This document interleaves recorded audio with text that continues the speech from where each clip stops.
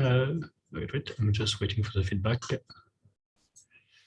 And hello and welcome everyone for another webinar from our Open Neuroscience Seminar Series, and which is still part of the Worldwide Neuro Initiative. This series is about open source and open science tools for neuroscience. And today we're pleased to receive Talia Lerner from the Department of Neuroscience at Northwestern University in Illinois. So just a quick word about Talia. She graduated in molecular biophysics and biochemistry from Yale University, and she obtained a PhD in neuroscience from UCSF. She then occupied a postdoc position in Stanford University in Carl Dessenworth lab.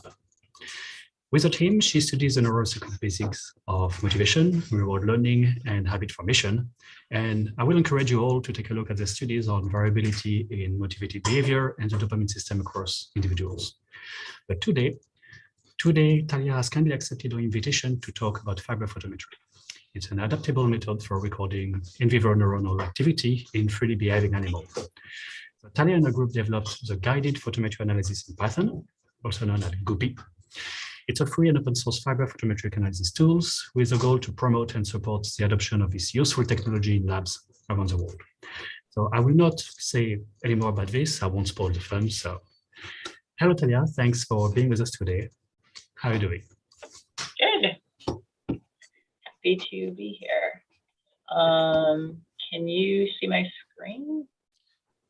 Yeah, if you can enlarge and go to presenter mode, it will be all right. Okay. Can you see the presentation now? It's a little hard to tell whether it's working. Yeah.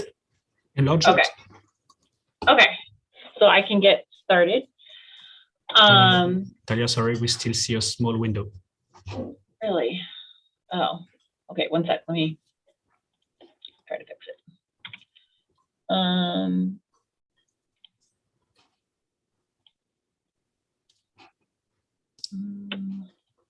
I think I can change this. Okay. Let me try again.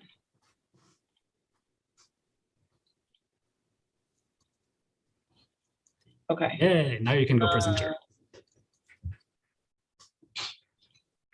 Okay, is that good? Perfect. Go ahead. Okay. All right, now I will start. So yeah, so I'm going to talk today about our Python toolbox for the analysis of fiber photometry data, which we named GuPPy, which nominally stands for Guided Photometry Analysis in Python. I realize we've taken some liberties there, but we wanted to make a cute title. And I just want to give credit to Avinash Sharathia, who's the developer of this software. And I believe he's here to also help answer questions if you guys have them. But we're excited to share this with the community and hopefully make your fiber photometry analysis easier. So I assume if you're here, you know what fiber photometry is, but just as a brief reminder, it's called photometry because we are measuring photons, but we're not really imaging because we're not creating an image. And so what we have to analyze is just this brightness of a single fluorescent signal that's coming through a fiber optic brain implant. And this technique kind of took off in after these two papers were published in 2013 and 2014.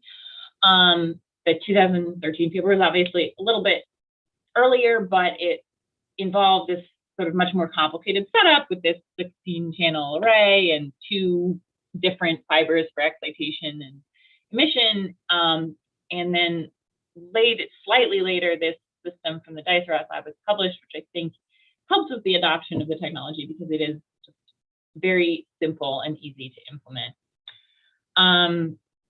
And you can do fiber photometry with this setup. Another thing that I kind of added into the rig during my postdoc was the 405 excitation shown here, which is this isosbestic control channel. I realize not everyone uses it, but I'm going to talk a little bit more about that today because I think we give the option in GuPPy to use it or not, and it's maybe useful to go over why you might want to have it.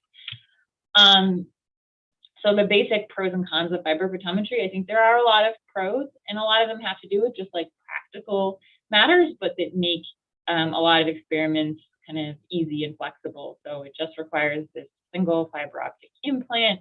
If you do optogenetics, it's pretty much exactly the same surgery. So a lot of people kind of are already comfortable with this. you can take advantage of all sorts of genetic and circuit tracing tools that we have available to us to put whatever your sensor is in a subset of cells, so you can get more cell specificity than you can with things like EFIS. It's complementary to other techniques like optogenetics and EFIS. My lab does this all the time. We record from projections, which is really useful. We record from multiple sites in the brain, which is really useful. The fact that the implants are smaller, especially than Brin lenses that people use for imaging, I think can be important, especially when you're imaging from kind of deep brain structures. You have to damage a lot less of the overlying brain tissue to image your region of interest, which I think can be important sometimes. And then, of course, there's just these practical considerations of it's fast to set up. There's, at this point, a lot of kind of off-the-shelf systems that you can buy. It's relatively cheap and relatively simple data analysis, although hopefully we're going to make it simpler with GuPPy. I think the main cons to keep in mind when using fiber photometry, basically because it's not an image, because it's just this full fluorescence signal, you're never going to get single cell resolution using fiber photometry. And I think another con to sort of keep in mind is that the area that you're sampling fluorescence from, it's likely sort of a small area around the implant site, probably a few hundred microns.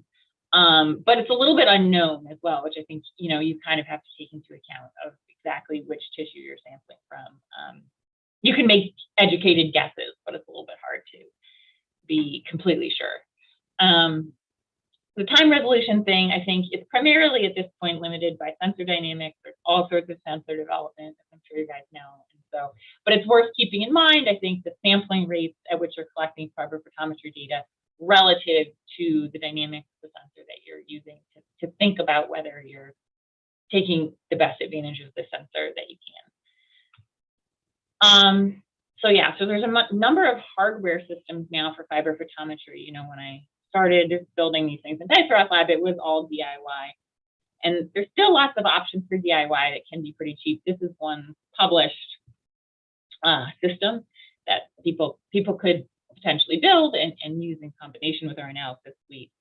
My lab mostly uses these processors from TDT, which at this point are really convenient, I would say. They sell this processor with all the sensors built into it, which is nice. I don't have any financial interest in it, by the way, but that is what my lab uses. Dorix also sells kind of a complete system that I think is fairly popular. And then another fairly popular one is this neurophotometric system. It's a camera-based system rather than using photosensors, which has some advantages, some disadvantages. It makes it easy to do a bunch of sites at once in 2 colors, but it does have a little bit of a slower acquisition rate, which is just going to be dependent on the frame rate of the camera that's used. But no matter how you collect your fiber photometry data, you need to analyze it. And so this is just a figure from our preprint about GuPPy, kind of going through what the flow is. So the first thing that you need to do after you've collected your data is you've got to extract it. And usually we do a filtering step, and I'll talk about that in a minute, but just to go through kind of the overview, I guess. So we extract, both, we have here a GCAM signal and the isosbestic control wavelength. You can fit the control wavelength to the GCAM signal, and then you're able to subtract and divide it out, which gives you this delta F over F measurement. That's a nice flat trace with transients on top of it. And then you can analyze that, or a lot of times people calculate from the delta F over F as Z-score, which is basically just dividing by the standard deviation. And that can be helpful for standardizing things, especially combining across different animals that may have different levels of fluorescence in them. So I wanted to put in a word about the isosbestic control, because I think sometimes it gets a little bit misunderstood, and some people argue about whether or not you should use it. So just to define it, at least for this application, it's the point at which, for example, GCAM the signal will be the same regardless of whether there's calcium around or not. So we're supposed to be measuring calcium. When we were thinking about this technique, this is basically how the idea of the isosbestic wavelength came about, which is we were looking at this paper actually about GCamp 3 back in the day. Now we're at like GCamp 8. And you can see why the excitation wavelength that you use is like 475 to 490, because that is the point on this dotted green line where you get sort of the maximum relative fluorescence of calcium around compared to when fluorescence is buffered with EGTA. So that's going to give you a nice calcium-dependent signal.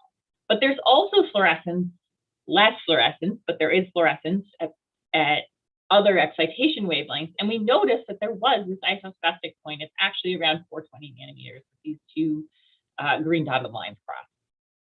And we thought that that could be useful as we were validating that the system worked to get a sense of, if you used the sort of correct wavelength, you would see a signal. If you use the isosbestic point, you would not expect to see any difference. And so you could use that to assess whether what you were looking at were really calcium-dependent transients. And so this was for GCamp 3, but I tested it in cultured neurons. This is GCamp 6 expressed in a cultured neuron, and just imaged with two different wavelengths. This is a little video. And I give just a stimulation and an electrical stimulation. You can see when you're using 475 nanometer excitation, the neuron lights up. When you're using, in this case, 400 nanometer excitation, it doesn't light up. And, it's not perfectly the isosbestic wavelength to be at 400 versus 420, but it was basically just like the filters that I had on my rig at the time. And it seemed good enough to kind of test whether this actually worked, in GCamp 6. And when you graph that fluorescence from the video that I just showed you, this is kind of what you see. And you actually notice on the bottom, if I blow up that blue trace, that there's actually a calcium-dependent dip at 400 nanometer excitation, which is exactly actually what you predict from this graph over here, that the relative fluorescence is actually a little higher in EGTA than it is with calcium present at 400. And so it's not, 400 is not the perfect isosbestic wavelength because you get this calcium-dependent dip. But I would point out that if you're subtracting and dividing by this isosbestic wavelength, you're actually only going to amplify real signal, basically. So we decided that it was useful. And you'll see these wavelengths varying a little. Again, a lot of this was just dependent on what was easiest and cheapest to build at the time. But I think these traces kind of illustrate what the isosbestic wavelength buys you, which is just, you can see in the red trace, like there are these sort of dips here and here that are in the red trace that we then can basically assume are not calcium dependent again, and we can subtract them out, and what you have left is sort of a cleaner trace that we think is the true calcium signal. And here's just one other trace kind of showing, I think what was sort of a helpful sanity check, at least for me. The red dotted lines are rewards that are delivered to the mouse, and it seemed like, okay, there's transients every time this mouse gets a reward, but there's also like transients everywhere, and maybe it's just noise. But you can see that the purple trace is fairly flat, and these points when there's a reward signal. In the blue trace, there's not anything happening in the purple trace, and so it just helps feel confident that what we were recording was sort of true signal. Okay, so we incorporate that into GuPPy, but we do give people the option not to use an isosbestic wavelength either if you just don't want to use it or you didn't have a rig that could record it. And now we get into GuPPy. So GuPPy sort of arose from, I had written MATLAB code with help from people like Tom Davidson when I was in Dicerock's lab. And that was working okay. But as my lab kind of expanded, people were making different versions. We had some really big data sets that were taking forever to run on MATLAB. It was really slow. And I was just worried about standardizing things and also making them faster. So we decided to do something about it. And as Venus began building this tool, we kind of realized that if we just made it a little more user-friendly, then we can potentially share it more easily with other people. So then when people come to us and ask us for help with fiber photometry, we can actually like give them something a little bit more useful. So the guiding principles then that we had when we were developing GuPPy was, if we're going to make this for everybody, we need to make it as flexible a tool as possible for different kinds of behavioral experiments, different hardware systems. We want to make a tool that does not require people to be familiar with programming. And so we've made a bunch of GUIs for people to use. You don't need to actually code in Python to use this Python code. We wanted everything to be open source as well, though. So, if you don't want everything about the code, you can use our GUIs. But if you are a programmer, you can download our code and you can look at it and you can copy it and use it. And so people are basically free to do that. And we think that helps kind of reduce unnecessary duplications of effort between labs. And then finally, we felt like, okay, if we're going to help people do analysis, we might as well have the end output try to be sort of as attractive as possible so that you don't have to do a whole lot of work after you run your analysis in GuPPy to get a figure for a talk or presentation. So to get GuPPy, here's the website. Everything's posted in a public repository on GitHub.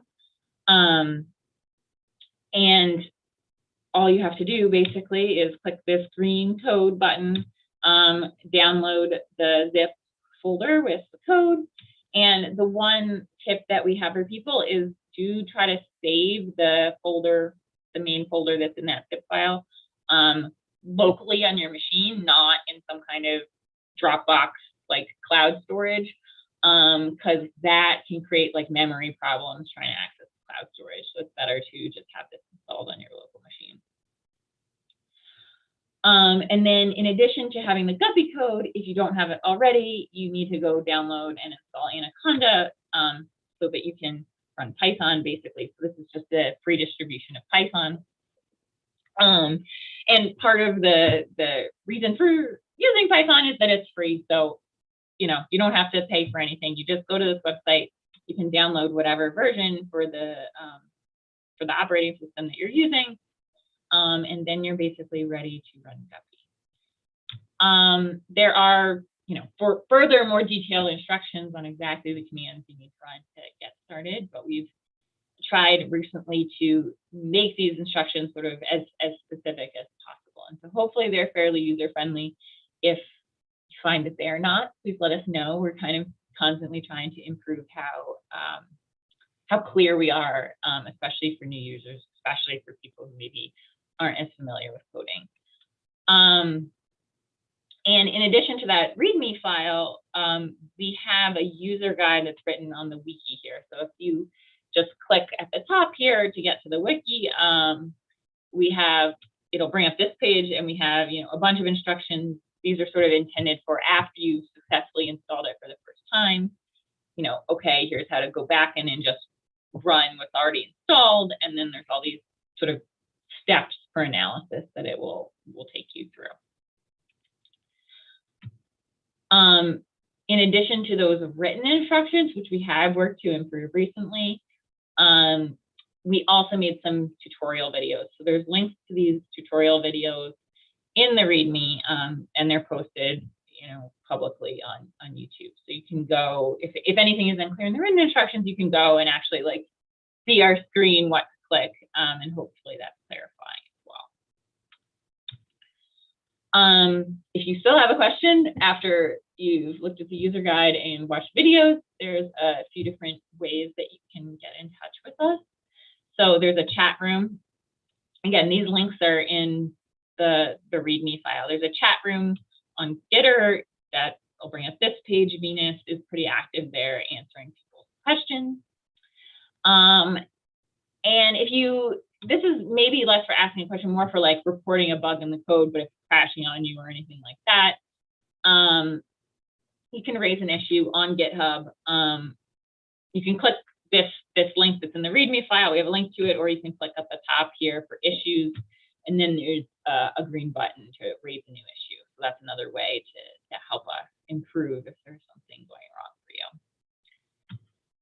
Okay, so the types of input that GuPPy can accept, we are trying our best to make this flexible in terms of accepting data recorded with whatever hardware systems people have. We started with the TDT, which has this sort of weird output. They call it blocks, and the blocks are basically just folders, but they have a bunch of sort of specific file types inside. I think this system is fairly widely used, and so hopefully that's useful, but we didn't want it to be only for TDT. So we have worked recently to make it sort of specifically work for neurophotometric data, because we know that that's another pretty popular system that people are using. And neurophotometrics puts out the data in a kind of specific CSV format that we try to make easy for GuPPy to accept.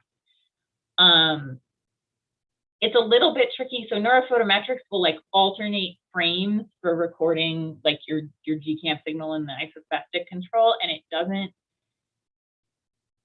necessarily tell you whether the first frame was the signal or the control, and it can sort of randomly change. And so we do ask for a little bit of user input to help us identify which is the signal channel and which is the control channel.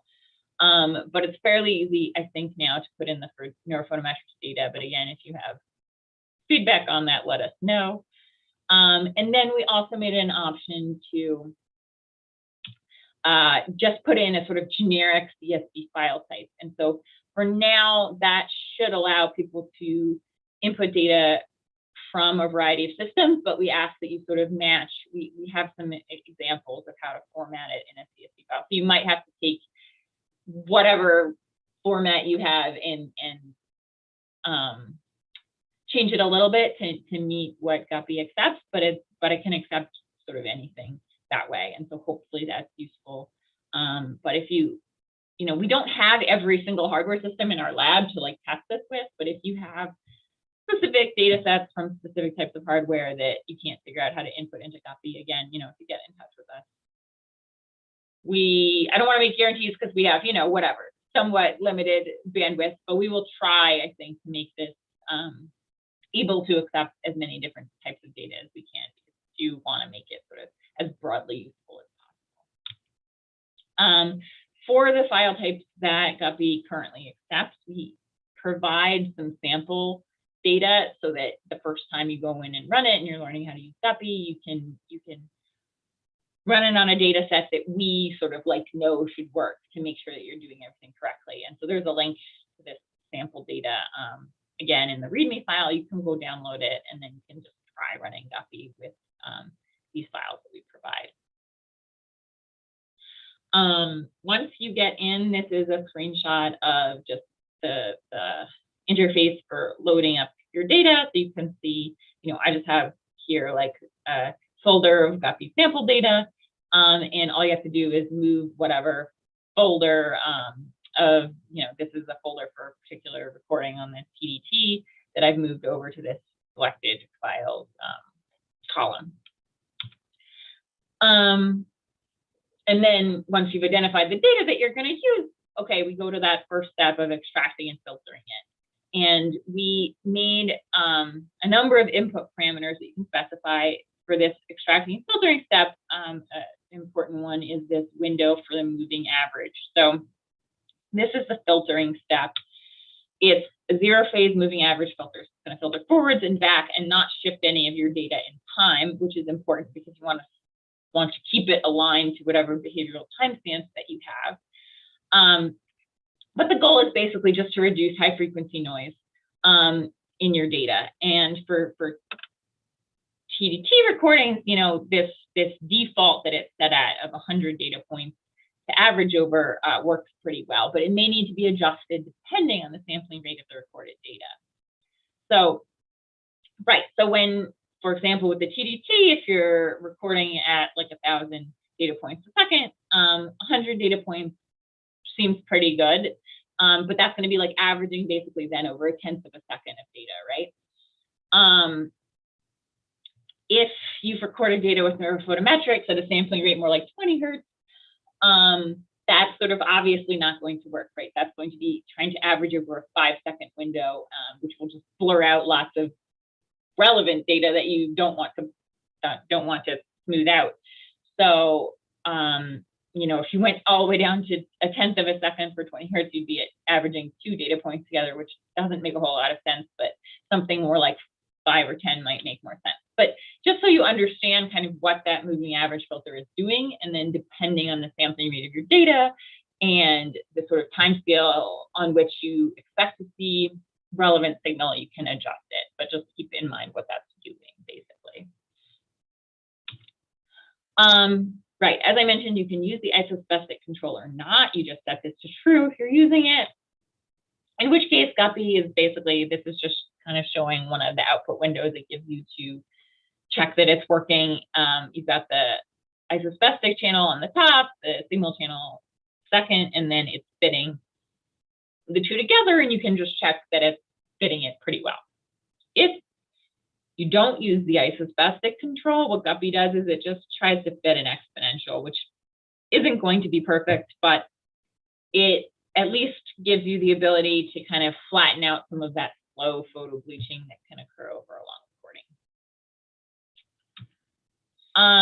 We have a couple other things built into GuPPy to help with artifact removal. One simple one is you can just eliminate the first few seconds of a recording. So we commonly do this just for like the first second, because the way that the TDT is set up, it kind of turns on the LEDs right at the beginning of a recording, and you get this big artifact that's kind of annoying. And so you just delete it, and then you have nice looking data. Another thing that can happen, which is sort of more problematic, is you get these bad looking recordings, basically.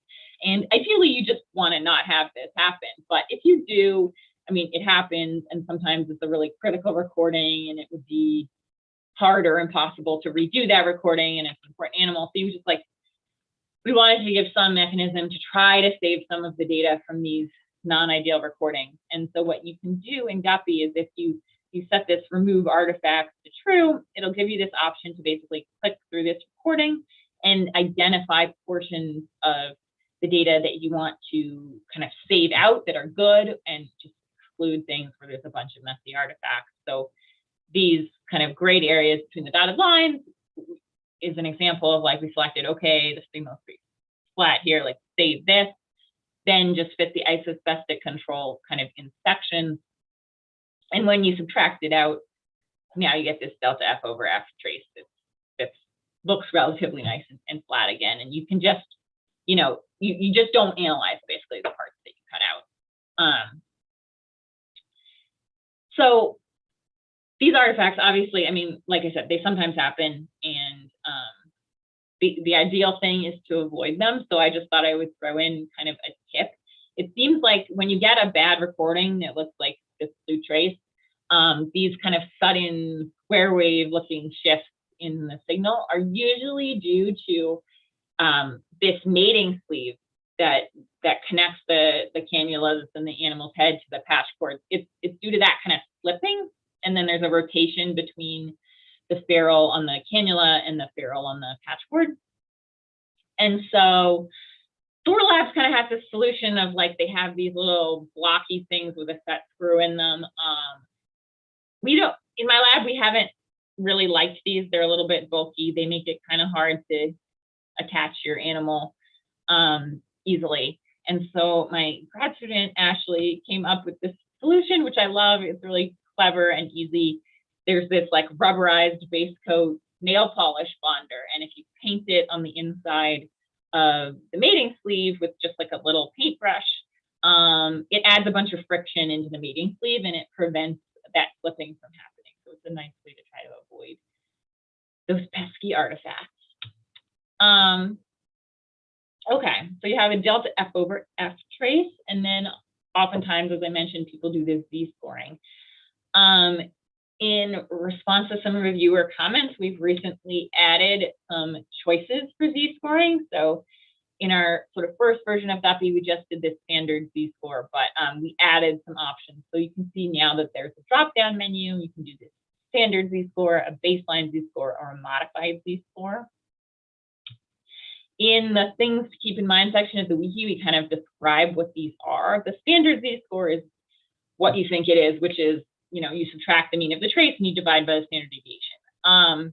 The baseline z-score is very similar, but it basically uses a baseline period instead of like the mean of the whole trace. And for that, then you can see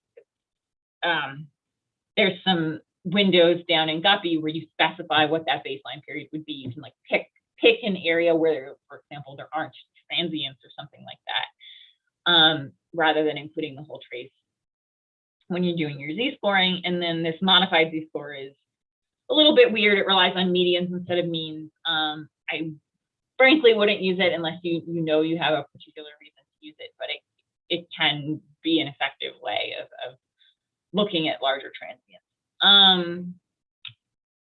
Okay, what else? Let's see. So one thing GuPPy does sort of automatically for you once it starts analyzing whatever your z-score trace is or your delta F over trace is, it tries to detect transients. The only modifiable parameter right now is this moving window. So it's moving over, in this case, a 15-second window. That's the default, but you can change it. It basically subtracts out high amplitude events and then calculates a median, and then uses looks for peaks that are like 3 median absolute deviations above that median trace. And that's how it's detecting transients. You can see it outputs, you can see an A over here, kind of example of what it outputs. It marks things that it detected as peaks with an orange dot. And so you can kind of see that if it matches up with your human estimation of what's reasonable. I mean, it's to some degree it's arbitrary, like whether some of those smaller peaks are real peaks versus noise, but it does the best it can, and it's at least standardized. We didn't invent this. This is based on a couple of published papers that basically we just copied this algorithm from them. And GuPPy will give you the amplitude of the transients and the frequency of the transients in your trace. Adjusting the moving window can be helpful depending on sort of how active your trace is. If there's tons of transients versus only occasional transients, then adjusting that moving window can be helpful. Okay, so that's kind of over the whole trace, but then a lot of times what people want to do is look at the signal in relation to particular behavioral timestamps. So like in our case, we look at things like rewarded news posts. So these are Peri-Stimulus or peri-event time histograms, and we have some parameters that you can specify there. So there's this seconds before and seconds after parameter, hopefully fairly obvious. You can just say, okay, for each event, I kind of want to look this many seconds before and this many seconds after around each event. This time interval parameter basically lets you exclude events if they're too close together in time. And this can be useful if you have like bursts of events really close together.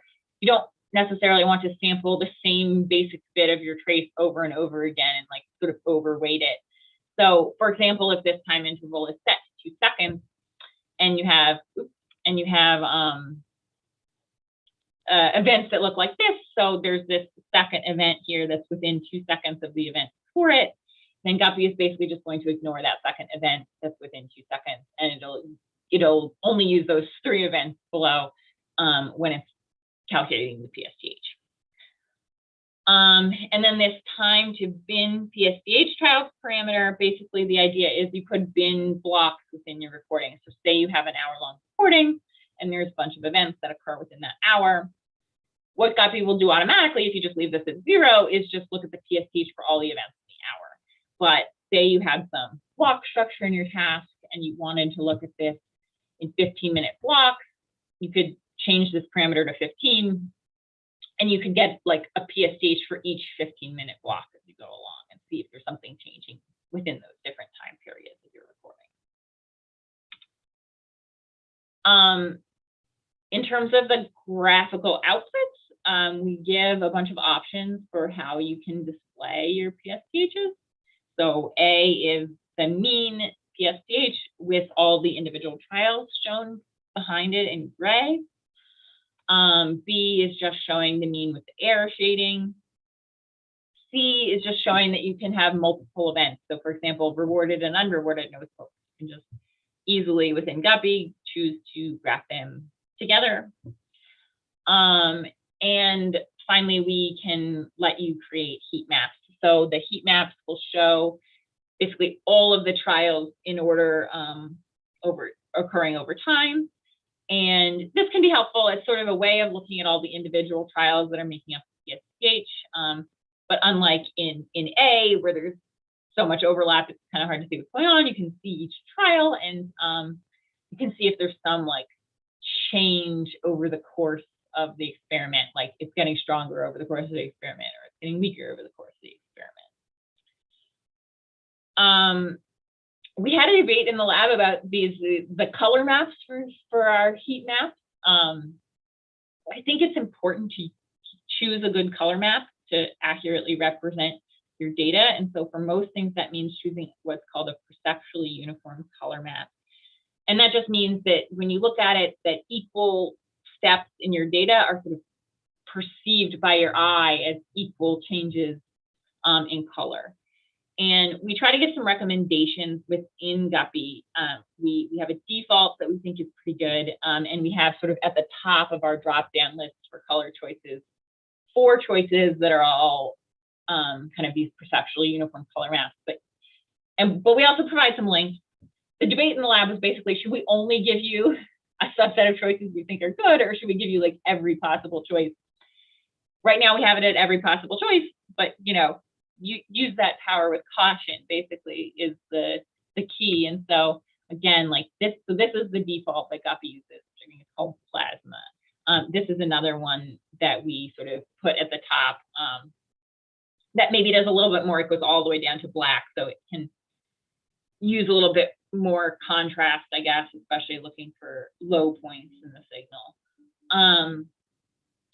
Things that I think are okay, you'll see people a lot do this kind of like blue-red coloring. The blue-red coloring is good for emphasizing, like, did it go down or did it go up? Like, is it blue or is it red? But it's less good at representing sort of gradations of going up or gradations of going down. Your eye just kind of sees blue-red. But that can be okay, you know, maybe depending on what you're trying to show. Or, you know, another thing I think is sort of okay is like some kind of grayscale. If you, for some reason, can't have a color figure, you know, maybe you can do this. Things not to use. I mean, I think it's fairly obvious that you shouldn't use this one, both because it's incredibly ugly and because the, you know, distinct breaks between, you know, of colors between values is sort of nonsense. Like, it doesn't let you see the data very well. But more enticing, but also probably not the greatest to use, is something like this rainbow color map. Rainbows look nice. I think you see this actually a lot, even in published results. But the problem with it is it's not perceptually uniform. So the red really stands out to your eye very strongly compared to the other colors. And so it kind of like overemphasizes certain parts of the data relative to what they actually are. So I think that that's one to actually avoid. Okay, so we can make this PSTHs, and GuPPy will calculate, it can calculate peaks. So fairly obvious. I mean, you just, within a certain time window, find the maximum point in the trace. And it can calculate AUCs, which are areas under the curve. So this is just, you know, again, within a certain time range, but the shaded area would be sort of the area that's considered under the curve. And this is calculated using the trapezoid method. So you can do this. I think actually this screenshot is slightly old. It now says peak and AUC parameters at the top because we automatically just do both instead of just the peaks. But basically what we do is we let you specify time windows in which you want to find peaks and AUCs. And so, for example, here you've got, a time window before whatever the event was, a time window a few seconds after the event was from 0 to 3, and a time window sort of later in the trace from 5 to 10 seconds after. And there's basically space for up to 5 here. If you don't want to use them, you can just leave them as NaN. So I think that sort of flexibly allows you to look at different parts of your data depending on the structure of your task. If you have a queue that always happens 2 seconds after the nodes poke, then you'll have 2 peaks on your graph, and you can calculate both of those peaks, for example. So after you analyze each of your individual recordings in GuPPy, which it can do in parallel. It can analyze multiple individual recordings in parallel, I'll say that. But after you do the analysis for all the individual recordings, we also let you do group analysis. So you can combine different recordings to see what they look like together. So one example of when you may want to do this is actually when it's the same mouse, but it's like multiple recordings from the same mouse over days. And so this was just an example that we picked to show in the paper. This mouse is learning a Pavlovian association between a tone and a reward.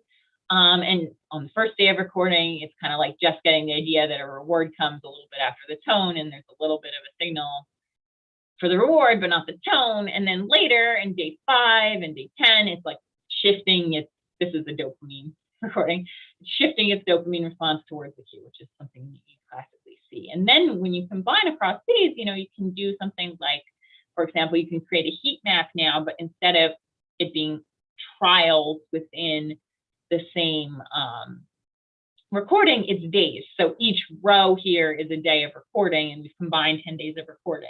And you can see, this signal at 0 kind of emerge over the days of training. Another thing, of course, that you might want to do is combine across multiple mice. So say you have, PSTHS, the same behavioral event in different mice. And then you could average these 3 mice together and get this trace.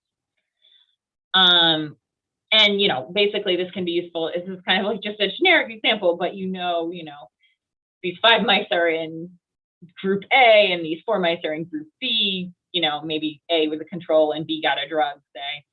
And you can line up the traces from A and B, and then you can have GuPPy do this peak analysis area under the curve and say, like, is there a group difference between the control mice and the mice that got a drug? So the outputs, the sort of numerical outputs, like the amplitudes of peaks, are saved in one of these formats in an output folder that's within the folder that you're analyzing data from.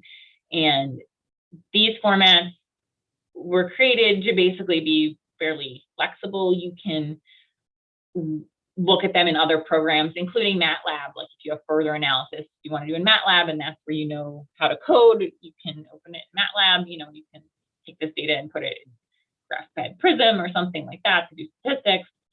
And then the visualizations, we have options. You can save basically in PNG, which is a raster graphic format, or you can save in SVG, which is a vector graphic format, or you can save in both. And again, this was just made to sort of, we give a bunch of options for how you want to generate the graphs in GuPPy. This is an example of something I just made straight in GuPPy from the sample data that we give. And you can change some things. You can change the axes of the graph. You can change how, the aspect ratio and things like that. But you can't change everything all within GuPPy right now.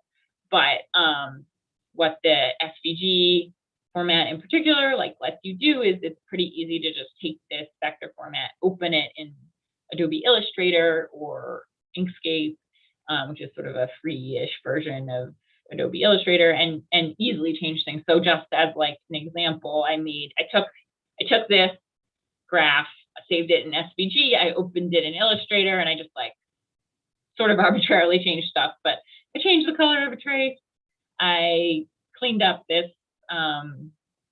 this legend. I made a scale bar instead of showing the axes. It's pretty easy to just go in and do that within a minute or two in Illustrator. And so it lets you create whatever you need, basically, depending on how you're making your figures. So that's basically taking you through the functionalities that GuPPy offers. We think it's a user-friendly, versatile software tool. It's, we're continuing to develop it, so we welcome feedback. It's open source. It's free for anyone to use. We'd ask that you cite us. We have a bioarchive preprint up, and hopefully very soon a published paper up so you can cite. So that would be nice. And anyone's free to use it. You can use it across computing platforms, including Windows, Mac, and Linux. It can accept input from a variety of fiber photometry acquisition systems. Again, I think we can continue to do a little bit of development here, but it's fairly flexible right now. And then graphs can be exported for integration into presentations and figures. And again, yeah, just get in touch. If you have suggestions, we're releasing this because we want people to be able to use it. And so if you're having trouble using it, let us know, and we'll try to help you. So, and just to review again, to get started, there's a link for the code. You can get to the Wiki user guide. There's YouTube videos that are linked to at the GitHub above. And there's a couple ways to get in touch with us through Gitter or raising an issue. And finally, you can also, if you'd like, go read our bioarchive preprint, which kind of describes at a higher level, similar to this talk, what GuPPy is made to do. And this version 1 is up right now. We have a version 2 that's resubmitted now to journal, so that will be probably updated soon.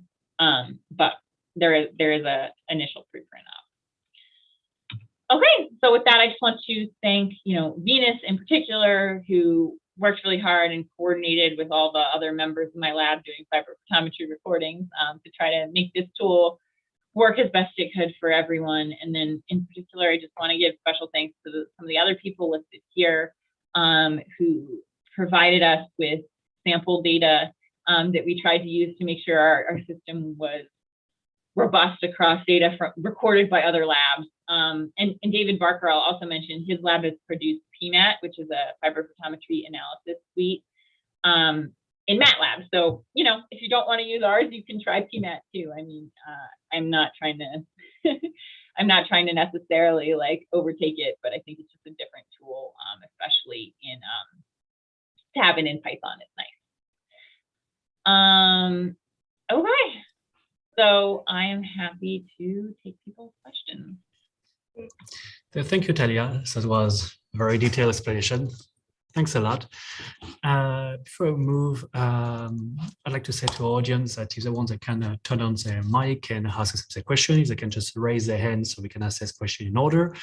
If people that are watching us live on YouTube want to join us, we have shared a link to the Zoom room. So if they want to join us in the audience, they're more than welcome to do so. So that is it. So if you have a question you want to ask yourself, please raise your hand. Otherwise, I will just start reading the chat. Yeah, I mean, I see a couple of questions in the chat, which are basically related to getting data into GuPPy from various systems, from one question about Doric, and then one question about the Pi photometry system, which is that kind of DIY system. So, I mean, we don't have either of those systems in our lab. So it's a little bit hard for me to answer how hard it is. But what I would welcome you to do is, if you have those files, you can send them to us, and we can try to figure out, if we have examples to work from, we can probably try to figure out, if there's any issues. So that's kind of where I was pointing to continue development. I don't know, Venus, if you've had any people coming to you with those specific files. Yeah, so I have seen the Doric system output files. They save everything in the same CSV file, like Isosbestic control channels, signal channels, and all the TTLs. They save everything in one file. Right now, we don't support Doric system output files, but you can easily convert that CSV file into the specific structure that GuPPy supports, and it's fairly easy to do that. But again, if you guys can give us more data with recorded using Doric systems, we can try to incorporate it in GuPPy and make it available to everyone who uses Doric system. Cool, yeah. And I see another question about, oh, sorry, go ahead. No, I was saying just PyPhoto. I haven't seen how Photometry saves its output files, but it should work the same way as any other system. Yeah. So, definitely if you want to email me and Venus, we can take a look at them specifically. Yeah, and also I will say that we have a similar question on the YouTube chat. So if Nolia, you can hear me, I will say just send your question in the same way, because she's asking about a serial number error she got. So maybe the chat on your Git might be more appropriate for this kind of exchange. Okay. All right. And I see another question about putting in the timestamps yourself. And so, yeah. Record, can you just ask the question? Sorry. Because not everybody can see it. Can you just say the question? Oh, yeah, sorry. The question is, I was wondering whether the tool allows me to put in timestamps myself instead of epochs for behavioral observations. So I think that the answer to your question is yes. So we can accept a CSV file with timestamps. And so if you enter whatever timestamps you have, even if they're manually recorded, if you just put them basically in a list in a CSV file, GuPPy can accept that. So yeah.